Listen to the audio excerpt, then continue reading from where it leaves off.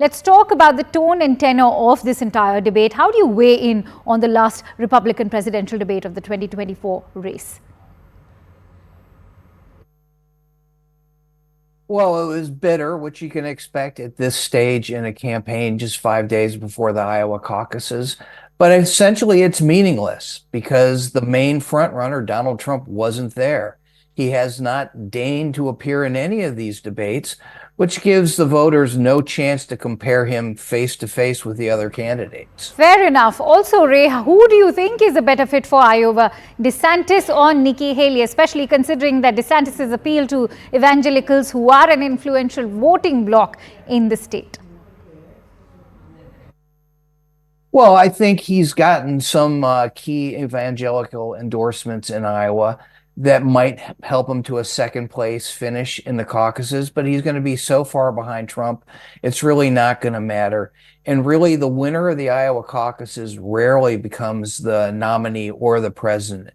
I mean, in 2016, it was Ted Cruz. He went nowhere. In 2012, it was Rick Santorum after a long, confusing vote count. He didn't go anywhere. So, I mean, we're going to talk about this a lot. We'll see what happens on Monday, but in the end, I don't think it's going to mean much. All right, and with that, let's now shift focus over to Chris Christie, the most fierce Trump critic. Christie has finally made an exit, and just before suspending his campaign, he said, and let me quote him, "I would rather lose by telling the truth than lie in order to win." What are your thoughts on his departure? Well, I mean, he has been telling the truth about Donald Trump, which is something he did not do in 2016 after he dropped out of the Republican campaign that year. And he appeared very shortly after he dropped out in 2016 with Trump, looking very contrite and penitent for ever having challenged him. So this has been a refreshing change. He's been a truth teller during this campaign, which is something that his fellow Republican candidates for the presidency have not been.